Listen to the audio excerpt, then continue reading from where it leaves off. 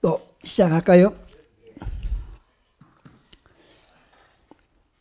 대승보살이 중생을 구제할 때는 한량없는 어떤 마음을 내야 되는데 그 중에서 4가지 마음을 내야 된다 해서 그 사무량심이라 그래요.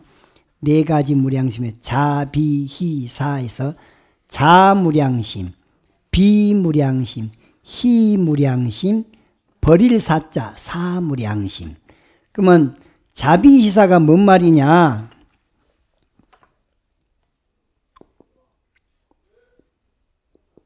자, 비, 희, 사 그러는데, 자는 어떤 의미가 자냐? 줄 여자를 써서 준다. 무엇을? 기쁨을 준다. 그러면 그 사람이 무엇이 필요해? 그럼 필요한 것을 딱 갖다 대줘.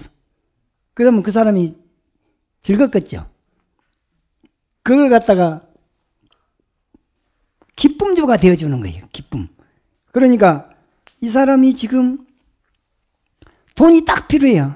100원이 딱 필요한데 지금 당장은 100원이 없다고 말이에요. 근데 그것을 딱 알고는 100원을 딱 이렇게 제공해주면 기뻐지겠죠.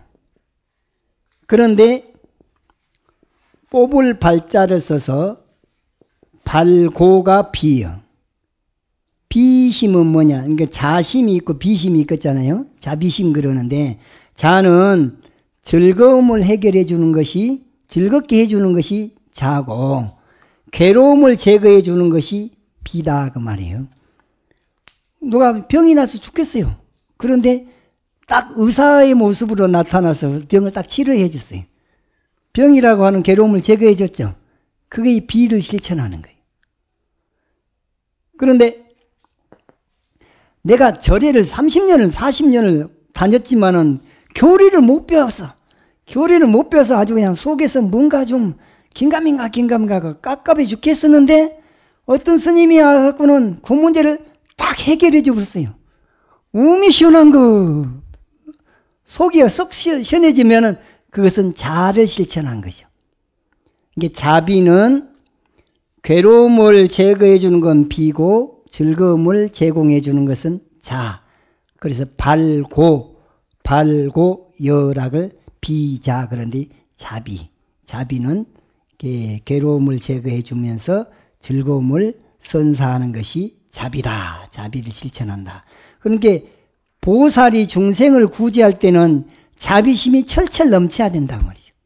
그렇죠? 그 다음에 이제 희사에서 희자가 기쁠 희자예요. 그러니까는 뭐냐면은 어떤 사람한테 그냥 아무 아까워한 마음 없이 그냥 재물이 됐든 재물을 베푸는 거예요. 재물을 희사한다고 말이에요. 희사. 그 다음에 몸뚱아리로 어떤 사람은 길을 가는데 무거운 것을 2개를 들고 가는데 그러면 내 몸 아끼면 뭐예요? 두 사람은 2개를 양손에 들었으니까 한 축지는 내가 얼른 가서 받아갖고 같이 동행을 해줘야 되겠다. 그럼 몸을 안 아낀 것이요. 근데 그걸 보고도 에이 뭐 저 사람 일인데 내가 뭐 몰라고 그러면 그 사람은 희의 마음은 없는 거죠. 희심이. 이 희심은 몸뚱아리가 됐든 재물이 됐든 상황에 따라서 내가 도움을 줘야 될 때 희사하는 거예요. 기꺼이 희사하는 것을 희심이다 그러는 거예요. 근데 오늘 내가 여기 오기 직전에 보다 보니까 희무량심을 다른 사람의 괴로움을 제거해 주는 마음이라고 위에도 써놓고 밑에도 또 써놨어요. 이거 잘못되어 있습니다. 이 잘못된 것이 뭐라 했냐. 다른 사람들로 하여금 문제가 있을 때 몸이나 재물을 희사하는 마음이다. 이렇게 말을 바꿔야 됩니다. 그 다음에 이제 사무량심에서 이 사자가 버릴 사자잖아요.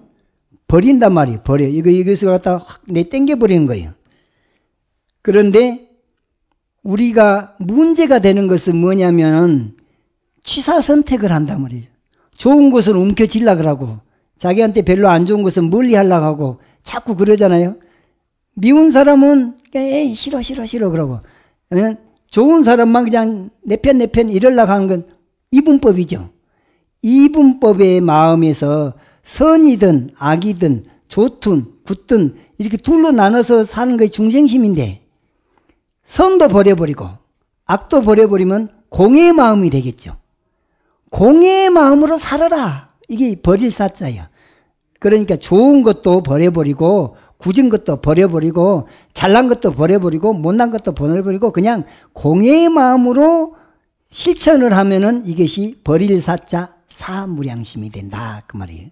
그러니까 여기서는 중생에 대하여 좋아하고 싫어하고 친하고 원망하는 등의 마음 이게 이분법이잖아요. 이분법에 떨어지는 마음을 다 버려버리고 평등하게 대하는 마음을 많이 실천하는 것이 버릴 사자 사무량심이다.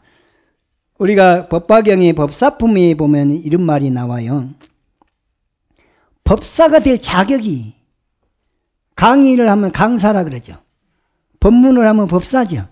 염불을 실천해서 천도제를 지내도 법사라 그래요. 염불법사. 그런데 법화경을 사경하는 사람, 법화경을 수지 받아 지니는 사람도 법사고 독송하는 사람도 법사고 해설하는 사람도 법사고 사경한 사람도 법사라 그래요. 그러면 이제 읽을 독자, 법화경을 읽는 것은 독이라 그러고 애우는 것은 송이라 그러거든요. 그러니까 수지, 독, 송, 해설한 건 강의하는 거예요. 그 다음에 서사, 그럼 이게 5종 법사라 그래요. 5 종류의 법사가 갖춰야 할 기본적인 어떤 마인드를 가지고 있어야 되냐. 법화경 법사품 제10에는 이렇게 나와요. 열애의 집에 들어가서 열애의 옷을 입고 열애의 자리에 앉아서 수지, 독송, 해설, 서사를 해야지 진정한 법화경 법사가 된다. 거기에서 열애의 집은 뭐라고 표현했느냐. 불교 불법 문중은 자비 문중이라 그러죠. 온 몸과 마음의 무장을 자비로 그냥 내 눈에 보이는 모든 것을 자비심으로 보고 귀에 들려오는 모든 소리를 자비심으로 듣고 냄새 경계도 자비심으로 맡고 또 맛의 경계도 자비심으로 대하고 촉감의 경계, 망상의 경계도 자비심으로 그러면 온 몸과 마음의 자비로 뚫뚫 뭉쳐서 무장이 되겠죠. 이런 마음을 갖는 것을 열애의 집에 들어갔다 그래요. 불법 문중에 들어왔다는 것은 벌써 그 안에 들어가면 자비를 실천하는 것이 몸에 배입을 해야 되는 거예요. 그래서 자비로 뚫뚫 몸과 마음에 무장하는 것이 열애의 집에 들어간 것이다. 그럼 어떻게 하면 열애의 옷을 입냐? 열애의 옷이라는 그 가사잖아요. 가사를 입는다는 것은 이 가사를 입는 값을 해야 돼요. 어떻게 값을 하냐? 두 눈이 멀쩡한데 보고 싶은 것만 볼 수가 없잖아요. 말하자면 눈꼴 사나운 것도 때로는 겪어야 돼. 보되 본방 없이 몰라가면 어떻게 해야 되냐. 그것을 항상 온화하고 부드럽고 이게 유화선순 인욕하면서 봐야 되고 인욕하면서 들어야 되고 인욕하면서 냄새의 맛, 촉감의 경계, 망상의 경계, 이런 경계, 저런 경계도 다 능히 참아내야 돼. 참아내는 것이 이 옷 입은 값을 하는 거다 말이죠. 그 다음에 순리에 따라 살아야 돼. 그냥 줄을 다른 사람들 섰는데 얻는 것을 해치기를 해본다든가 이것은 순리에 따른 게 아니죠. 그러니까 기다릴 때는 잘 줄 서서 차례 이렇게 여유로움 이런 마음을 가지고 기다려지는 순리에 따라지고 또 화합을 해야 돼. 내 것만 나만 주장을 하다 보면 화합이 안 돼요. 그러려니 하고 상대방 마음도 헤아리고 그렇게 마음을 넉넉하게 갖다 보면은 항상 부드럽고 순리에 따르고 온화하고 화합을 하고 그렇게 하면 그 마음으로 인욕을 하는 거예요. 그것이 바로 뭐냐? 열애의 옷을 입는 것이다. 그 다음에 열애의 자리는 뭐냐?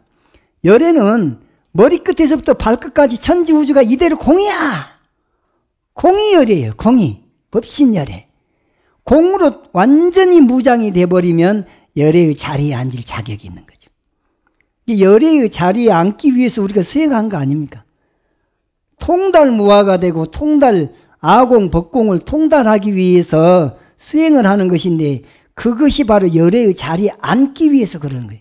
그런 마음으로 수행을 하는 사람이 법화행자예요.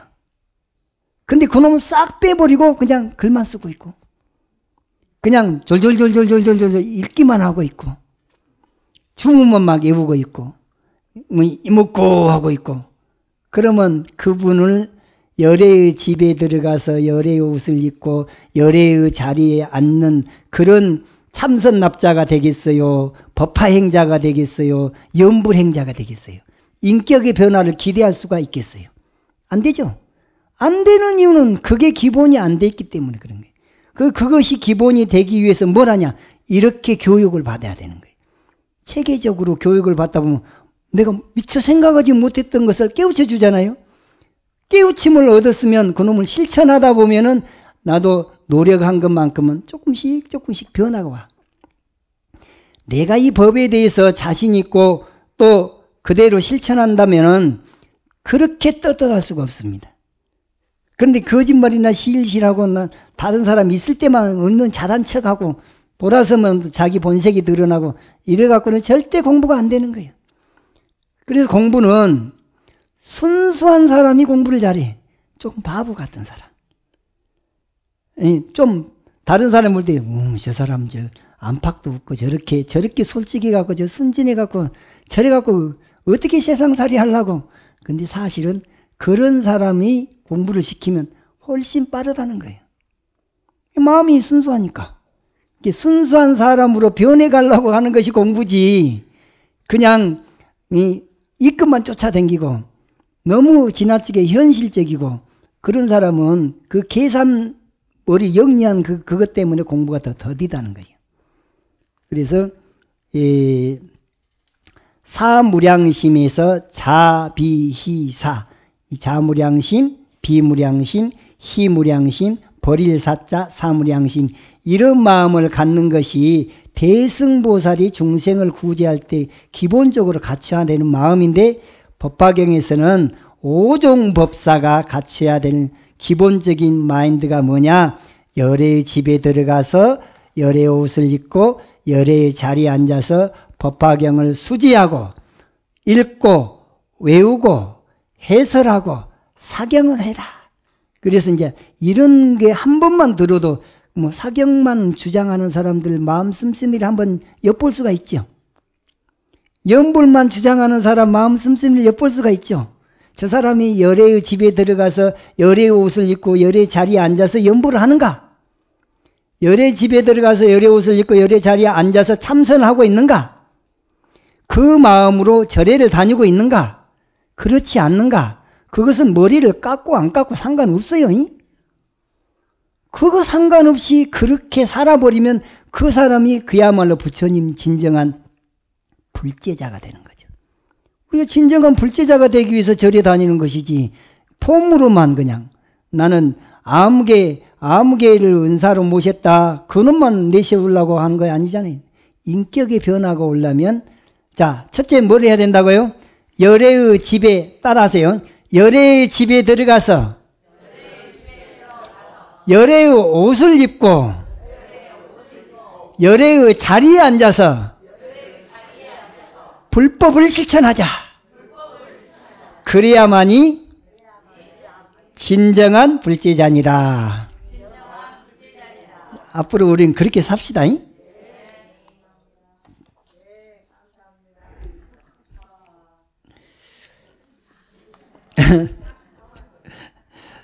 그래서 선수천안, 관자재보살, 광대엄만, 무예대비심, 대다란이죠. 이 대다란이 내용이 바로 신묘장구 대다란이에요.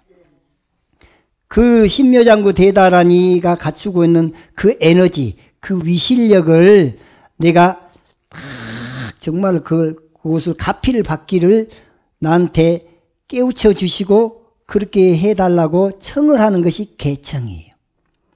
그러니까 대다란이 개청, 그런 개자는 깨우쳐 주다. 깨우쳐 주시기를 청하다. 그랬으니까 개청. 그렇게 해놓고 난 다음에 이제 관세음보살을 찬탄하는 대목이 나옵니다.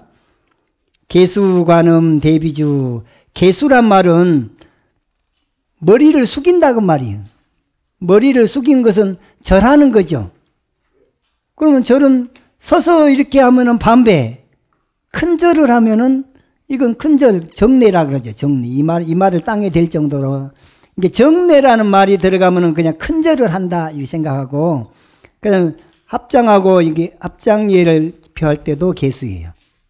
왜 고개를 머리를 숙이니까 개수. 누구한테 머리를 숙이냐? 관세음보살과 대비주, 신묘장구 대다란이를 이제 관세음보살과 동일시한 거죠. 관음대비주. 관음대비주에게 관세음보살 신묘장구 대다란이. 여기서 대비주에서 주자는 주문 주자가 아니라 주인 주자예요. 이게 자비의 주인공은 누구냐? 대자 대비의 주인공은 관세음보살이다. 그래서 관음대비주에서 주자가 이 기독교 믿는 사람은 오 주여 주여 할 때 이 주인 주자를 쓰는 거예요. 이게 하느님과 동일시하는 거죠. 관세음보살님은 이 우리를 깨우쳐주는 주인공이에요. 대자 대비의 주인공이다 해서 대비주 그렇단 말이죠.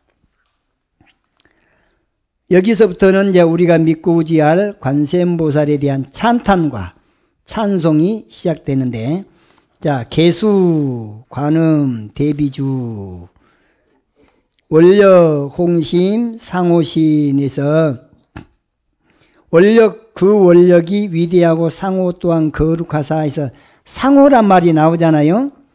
상호라는 말이 부처님이 갖추고 있는 상호는 32상, 80종호에서 32상의 32가지 대인상에서 상 한 글자하고 80가지의 아주 미세하게 훌륭한 점, 그것이 좋을 호자를 써서 80종호 그러거든요. 종은 가지란 말이에요. 80가지 좋은 점.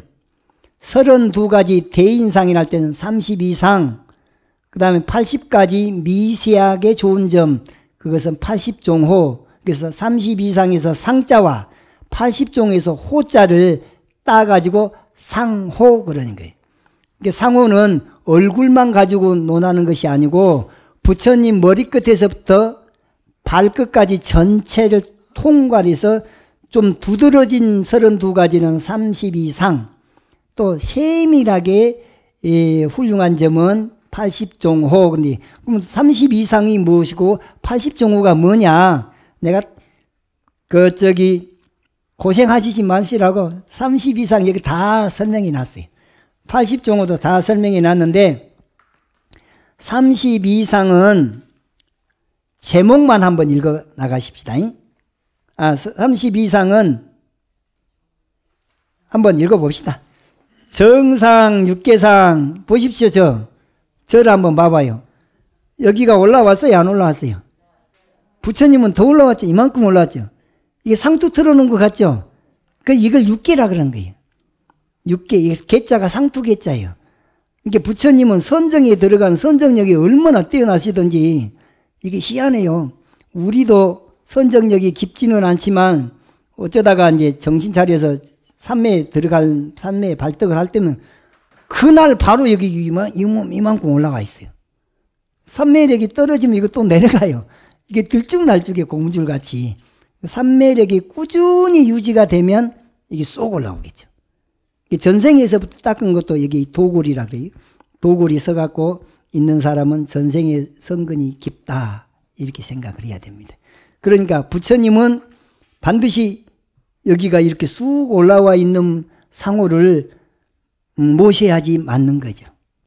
여기가 밋밋하거나 쏙 들어가거나 그러면 그 사람 전생선근이 별로 그렇게 훌륭하지 못하구나 짐작하시면 됩니다. 근데 이제 몇몇한 사람 보고 아니 당신은 전생에서 공부를 별로 안 한 것 같아 이러면 자존심 상할 거 아니에요. 그럼 속으로 짐작만 해야지 그걸 겉으로 표현하면 곤란하지요.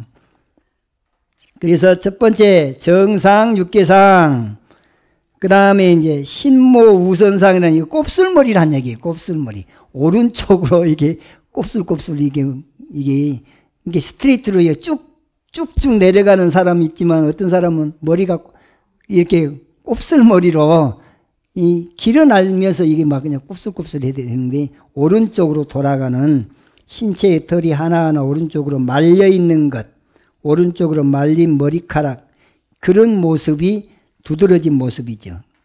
그 다음에 대광상, 부처님 몸뚱아리는 임의로 삼천대천세계를 비출 수 있고 평소에도 사면에 각각 일장이라고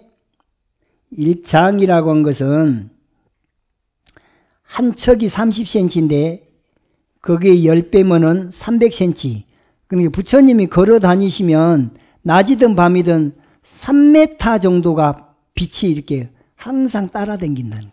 밤에는 그 빛이 뭐 후레시불 안 들어도 그 주변을 다 환하게 비추는 그런 광명의 모습이 대광상이다 그렇습니다.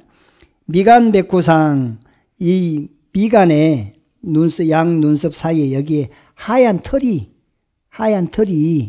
이게 머리처럼 하얀 털이 이렇게 길게 나. 이게 그러면 다른 사람들은 그거 좀 희한하다 그러고는 뽑아버릴 수도 있고 그러는데 아무튼 여기 미간에 백호가 나는데 그 백호에서도 광명이 난단 말이죠.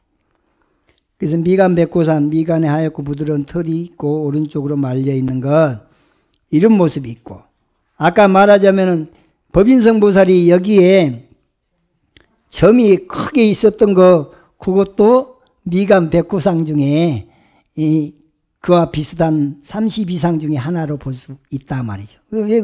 눈에 두드러지게 드러났으니까. 그 다음에 안색여 감청상, 또 안첩여 우왕상, 눈동자가 감청색이고 속눈썹이 암소의 것과 같다. 이게 아이들의 눈을 보면은 흰자와 검은자가 분명하게 구분이 돼요. 나이를 잡수고 이 업이 두터워질수록 이제 흰자인지 검은자인지 붉은 것인지 이게 좀 구분이 잘 안 되고 그러죠. 근데 이게 다시 공부를 해서 우리 본래 모습으로 돌아간 사람은 이게 흰자와 검은자가 이게 분명하게 애들처럼 이렇게 바뀐다는 거예요. 40치상, 이빨이 보통 28개잖아요. 근데 40개의 이빨을 가졌다는 거예요. 그러면 이 아구 안에 40개가 들어앉으려면 위에가 20개, 아래가 20개가 돼야 되잖아요.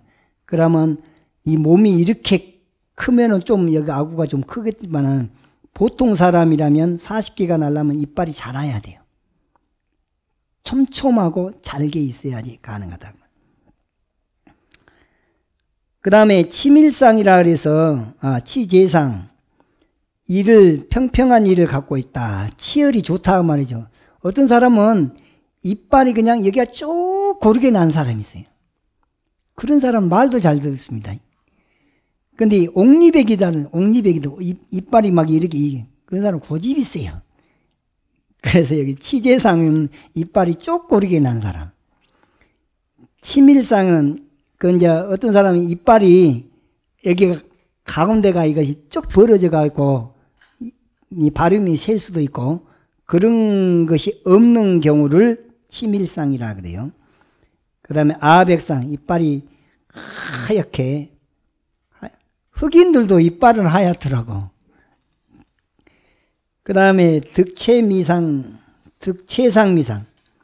그러니까 항상 맛을 어떤 음식이든지 내 입안에만 들어오면 맛나게 느껴져 버린 거예요. 그런 이 상이 있고, 그 다음에 사자협거상에서 턱뼈가 잘 발달되어 있는 것. 사자협거상. 그 다음에 광장설상, 혀가 얼마나 긴지, 소들도 보면 혀가 길잖아요. 근데 혀가 길면은 말을 잘한다는 거예요. 근데 소는 혀가 길어도 말은 잘 못해. 사람은 혀가 짧으면 혀 짧은 소리를 하죠. 근데 혀가 길은 것이 이게 32상 중에 하나예요. 부처님은 혀가 이마를 달 정도로 이렇게 길다는 거예요. 그 다음에 범음성상, 절묘한 음성이 따르는데 범음은 단전에서 나는 소리가 나온단 말이에요. 사람도 이 가슴에서 소리가 난 사람이 있고 목에서 소리가 난 사람이 있고 단전에서 소리가 난 사람. 연부를 해보면 연부를 자주 하면 단전에서 소리가 납니다. 그래서 범음성상. 견원만산, 어깨가 이렇게 둥구시름하게 어깨에다가 뽕 집어넣지 않아도 이 어깨빨이 이렇게 훌륭하다 그 말이죠. 칠처충만상에서 7개 윤기가 있는 거, 칠처라는 건 양손, 두 발, 두 어깨, 머리 그러는데 그게 뭐냐면 손이 소뚜껑처럼 이렇게 이 살이 많이 찐 것처럼 손이 이렇게 두꺼운 사람 있죠. 그 양손. 발등이 여기가 쏙 올라와. 발등 여기가 충만하게 올라온단 말이에요. 그러면 신발 신기가 좀 곤란해요. 이게 발등, 양쪽 발등과 양손이 이렇게 아주 두껍고, 그 다음에, 어깨도 이렇게 올라와 있고, 머리도 이렇게 올라와 있는데, 머리도 올라온 것은 정상 6개만 있는 거 아니고, 뚱리망 있죠? 뚱리망. 이망도 올라오고, 여기 눈두덩도 이렇게 쏙 올라와야 되고, 뒤통수도 이렇게 나와야 되고, 그러니까 앞뒤꼭지 삼천리라 할 때 이게 여기도 올라오고 이런 사람은 전생이 많이 닦은 사람이다 그 말이에요. 32상 중에 하나다. 그 다음에 양액만사, 액이란 말이 겨드랑이란 말이에요. 겨드랑이가 두꺼운 사람, 운동선수들 보면은 여기가 아주 두껍잖아요. 그런 사람은 키가 작아도 옷은 또 크게 입고 그래요.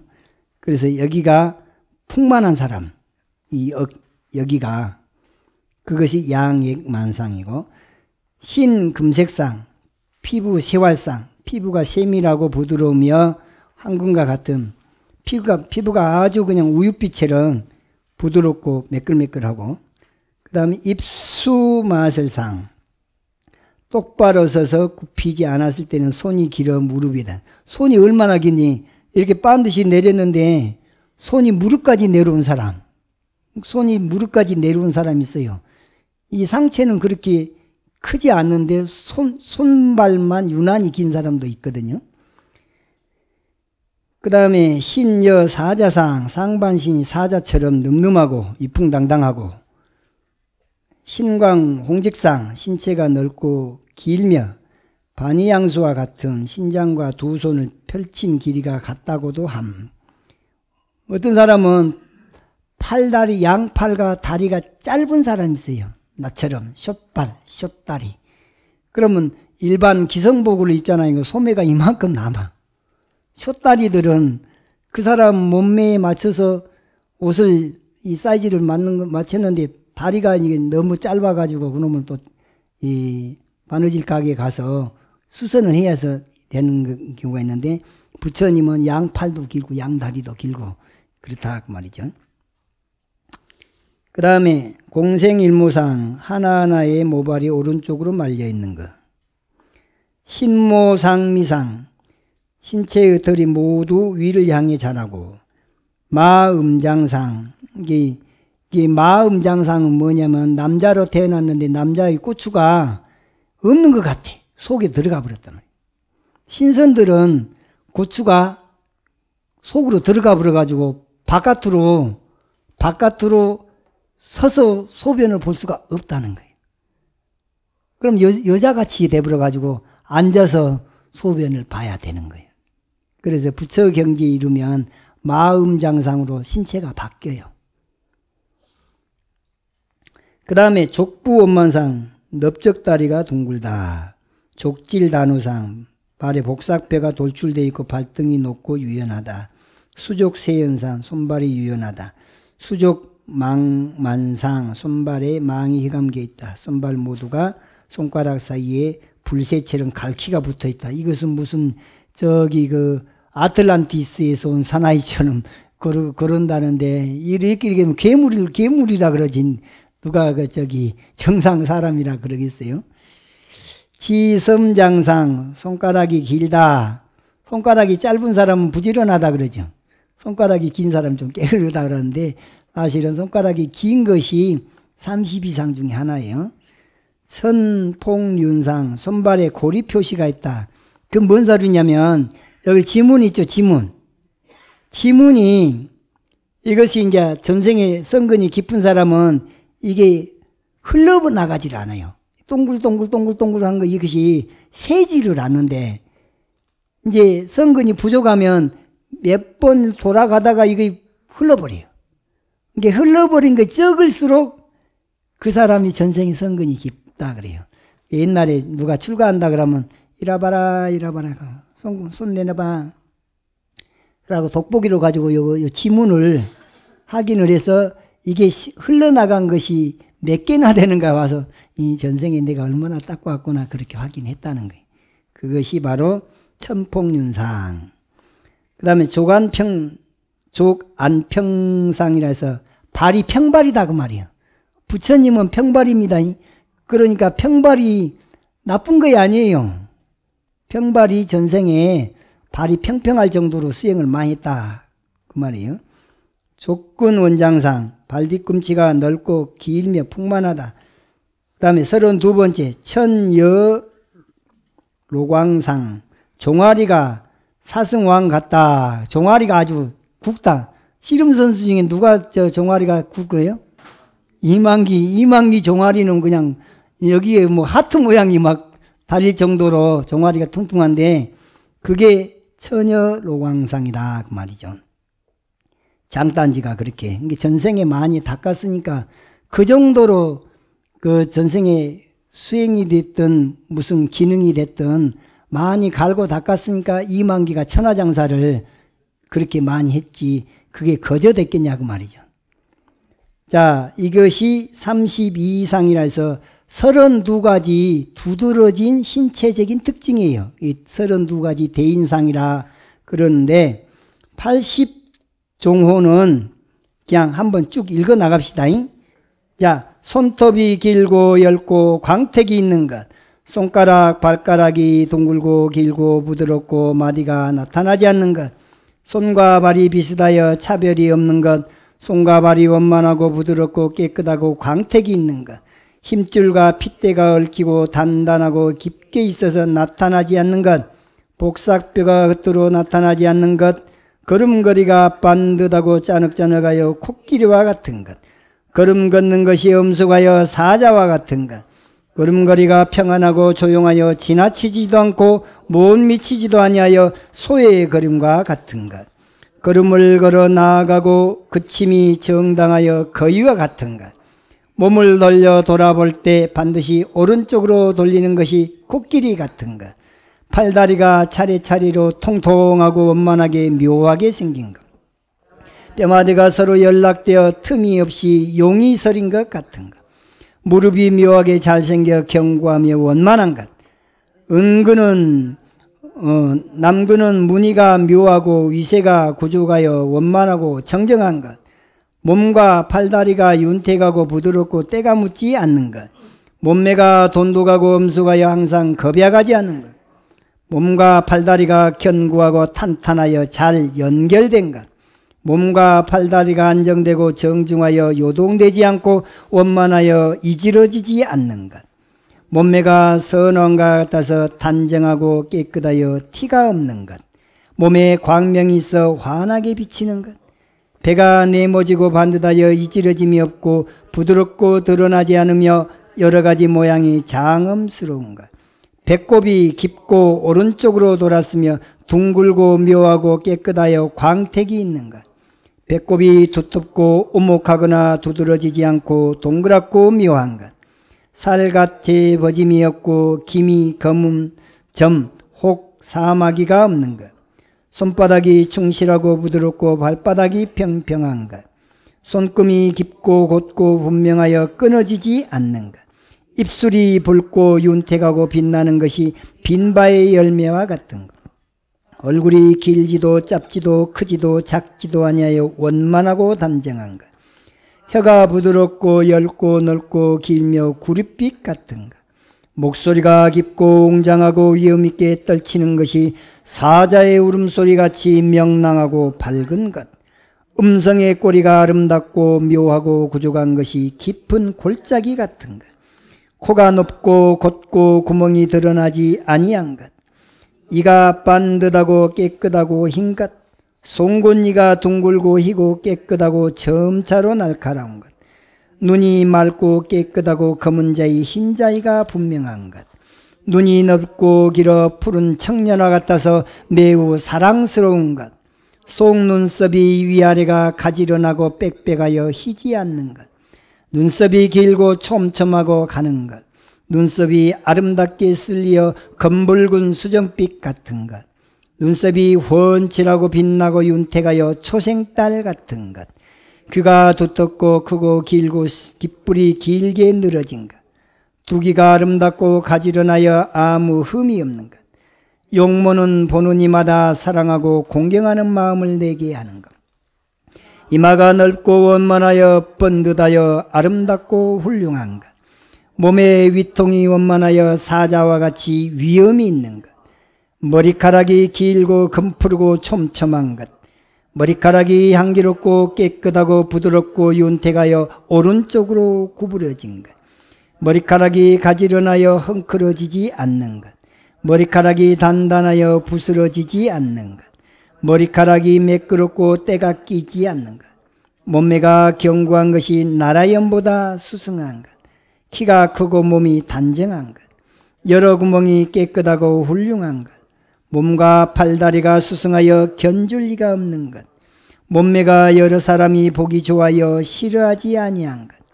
얼굴이 넓고 원만하기가 보름달과 같아서 깨끗하고 맑은 것. 얼굴빛이 화평하여 웃음을 머금은 것. 얼굴빛이 빛나고 화려하여 찡그리거나 푸르거나 붉지 아니한 것. 살갗이 깨끗하고 때가 없고 냄새가 나지 않는 것. 털구멍에서 아름다운 향기가 풍기는 것. 입에서 훌륭한 향기가 나는 것. 목이 둥글고 아름다운 것. 몸의 솜털이 검푸르고 빛나고 깨끗하기가 공작의 목덜미와 같은 것. 법문할 때 말하는 소리가 듣는 사람의 많고 적음을 따라 알맞는 것. 정수리는 볼 수 없는 것. 손가락과 발가락 사이에 그물 같은 엷은 막이 분명하여 묘하게 장엄한 것. 다닐 때 발이 땅에서 4치쯤 뜨며 발자국마다 무늬가 나타나는 것. 신통력으로 스스로 자신을 지키고 다른 이의 부축을 받지 않는 것. 위덕이 널리 떨치어 나쁜 마음이 있는 중생은 두려워하고 무서움에 떨던 중생은 편안함을 얻는 것. 말소리가 중생들의 마음을 따라 화평하고 기쁘게 하는 것. 여러 중생들의 말로서 그들이 좋아하는 대로 법문을 연설하는 것. 한 말소리로 법을 말씀하시되 여러 중생들이 제각기 알아듣는 것. 법을 말하심에 차례가 있고 반드시 인연이 있으며 말에 조금도 실수가 없는 것. 중생들을 평등하게 보아 착한 일은 칭찬하고 잘못된 것은 나무라되 치우쳐 사랑하거나 미워함이 없는 것. 온갖 일을 먼저 관찰하고 뒤에 실행하여 모범이 되어 법도에 어긋남이 없는 것. 상호가 구족하여 여러 사람의 우러러봄이 끝이 없는 것. 정수리의 뼈대가 견실하고 원만한 것. 얼굴이 항상 젊고 늙지 아니하여 늘 한결같은 것. 손과 발 그리고 가슴 앞에 길상스럽고 환희한 덕상인 만자를 구족하여 그 무늬가 비단 같고 빛은 주홍 같은 것. 이런 80가지는 미세한 것인데 그게 이제 일반적으로 볼 때 좀 본인이 이 32상 80종호 중에 몇 가지 정도가 내가 훌륭한 걸 갖췄는가를 보면서 전생에 내가 이 정도 수준을 닦고 왔구나. 이게 다 갖춰진 게 삼아성 직업의 수행을 닦아서 원만해진 모습이 이 32상 80종호라 그럽니다. 삼아성급 중에 나는 1하성급 정도나 닦았는지 2하성급 정도 닦았는지 3하성급을 닦았는지 스스로 판단하는데 참고하시기 바랍니다. 이게 이제 힌두교에서도 이런 얘기를 한다는 거예요. 이제 힌두교에서 먼저 얘기를 했는데 불교에서 받아들인 내용입니다. 이게 32상 80종호가 그래서 불교만의 전유물은 아니다라는 것을 아시고 전생의 성근을 구분하는데 이런 기준을 가지셨구나. 이런 마음을 가지고 이 수행자의 모습을 보면서도 저분이 전생의 성근이 깊구나. 아니면 이 생에 와서도 많이 닦았구나. 그런 것을 짐작할 수가 있죠. 그러면 이왕이면은 이런 모습에 근접하는 그런 불상을 모셔야지 다른 사람들이 그 부처님 앞에 가서 절을 하면서 환희심을 내는 거죠. 그런데 뭐 고개가 이렇게 짜웃해갖고 있는 불상을 모신다든가 그 다음에 이 부처님 배가 이렇게 넉넉해야 되는데 복작물이 아니 법이잖아요. 이게 호리호리 해가지고 무슨 요즘 미인상들은 보면은 나올 때만 나온 거고 그냥 얼굴도 그냥 호리호리 키만 크고 근데 이게 32상 80종호에 보면 안 맞는 거예요. 미인의 기준이라고 하는 것도 시대에 따라서 다릅니다. 그래서 32상 80종호는 대장부 부처님의 가장 이상적인 몸매 그 중에 32가지 특히 두드러지게 두드러진 대인상이 32상이요. 미세하게 훌륭한 점은 80종호인데 둘을 합쳐서 32상 80종호 또는 이것을 상호라 간단하게 두 글자로 표현한다 그랬습니다.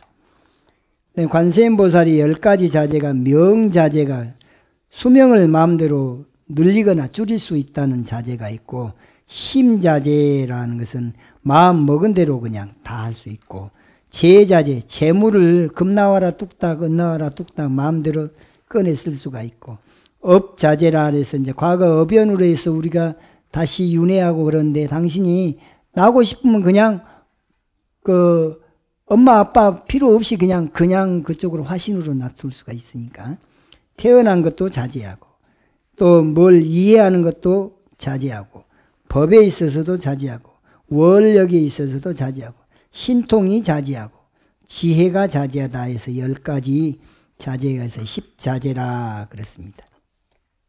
여기까지가 관세음보살에 대해서 알아본 내용이고 또 부처님의 상호에 대해서 알아본 내용이 되겠습니다. 그래서 진실어중 선밀어 참된 말씀을 베풀어서 비밀한 뜻을 보이시고 신묘장구 대다라니 주문으로 되어 있으니까 비밀의 말씀이죠. 그 다음에 송영만족 제희구라 저희들의 오온과 소원을 만족하게 해주시고 신묘장구 대다라니를 막 외우면은 여러 가지 소원이 그냥 성취가 돼요. 병이 있는 사람 병이 나아지고 자비심이 부족한 사람 자비심이 충만해지고 그 다음에 어떤 목표를 가지고 하자는 그 목표가 빨리 달성되기도 하고 그래서 소원종심 실현만이 되고 성령만족 제2구가 되죠. 저희들이 온과서 만족하게 해주시고 영사멸제 제제 영원토록 모든 제업이 소멸토록 하옵니다. 관세음보살은 이런 위실력이 있습니다. 그 말이에요. 그리고 신묘장구 대다라니를 자꾸 외우면 누가 옹호를 하냐 천룡 팔부 이게 천신 용신 전룡 야차 건달바 아수라 가루라 긴나라 마우라가 이 팔부 신장님이 항상 옹호를 한다는 거예요. 그러니까 만약에 영가장애가 있는 사람이 하루에 1000번이든 500번이든 신묘장구 대다라니를 하면은 그 영가가 이 천룡팔부보다 힘이 약하면은 범접을 못하는 거예요. 그럼 내 몸과 마음에 보호막을 쳐놓는 거예요. 우리가 누구를 갖다 감시하는데 24시간 감시하기는 곤란해요. 근데 이 신장, 팔부 신장님들은 가능해. 그게 차원이 달라서 그렇습니다. 우리가 이거, 저 동영상 그 CCTV 같은 건, 그건 하루 종일도 감시하잖아요. 그런데 사람이 감시하려고 그러면은 기가 막힐 일이에요. 그런데 저렇게 과학이 발달된 것 가지고도 이 강의하는 것도 이게 두고두고 이게 증거물로 남게 됩니다.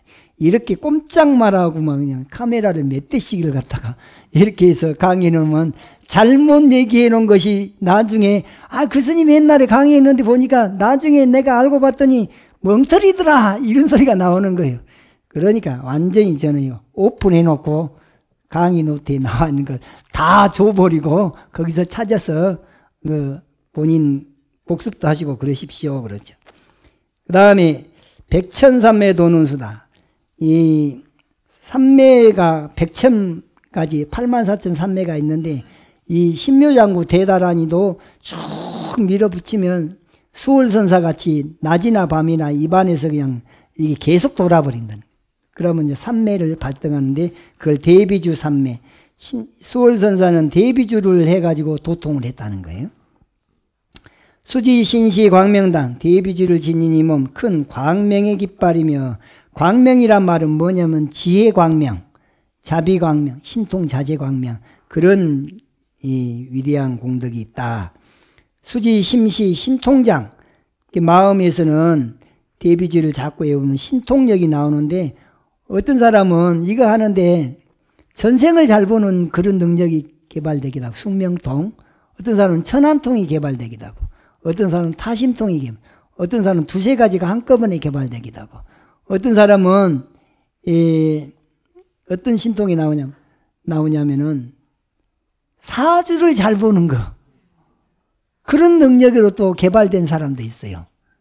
저쪽 세계에서 와갖고 다 가르쳐 준다는 거예요. 그러면 본래 일자무식이었는데 그 사람이 그냥 아주 점치는 걸 아주 기가 막히게 하는데 이 대비주 안에 그런 공덕도 들었다 그 말이에요. 그리고 세척진로 원제 온갖 번뇌를 씻어내고 중생제도를 원하오니 초증보리방편문. 여기 보리방편문 나오죠?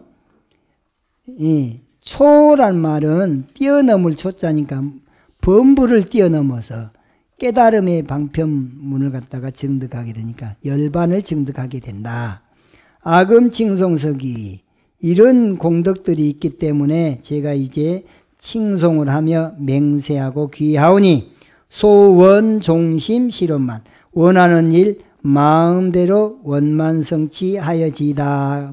그것은 사바사바 하고 있는 거죠. 누구한테? 관세음보살이 이런 위대한 공덕을 갖추고 있으니까 제가 관세음보살님께 이 원하는 일 마음대로 이루어질 수 있도록 원만상태하게 해 주옵소서 이런 바람을 하는 것이 여기까지가 오늘 배운 내용으로서 개청의식이다 그 말입니다. 그래서 지금까지 살펴본 것처럼 관세음보살은 중생을 위하여 가지가지 신통력과 영험과 지혜를 사용하여 깨달음의 언덕인 보리방편 언덕에 이르게 하여 해탈케 하고 있다. 이러한 것은 모두 관세음보살님의 원력에 의해서 이루어지고 있음을 노래하였고 이런 개청의식은 위대한 관세음보살의 명호를 직접 부르면서 관세음보살이 10가지 맹세를 외우고 귀의하고 예비하는 신행을 하겠다는 의지를 표현하고 있는 대목이 바로 개청의식에 해당됩니다. 그래서 마지막에 가서 소원종심 실호만 그러고 나서 이제 관세음보살한테 이제 귀의한다는 그런 말로서 나무 대비 관세음 근화 속지 일체법부터 해서 속조를 해서 10가지 또 원을 세우잖아요. 그리고 내가 아약향도산 지옥에를 도산지옥에를 갔을 땐 지옥에 칼날이 부러지고 뭐 그런 대목은 다음 시간에는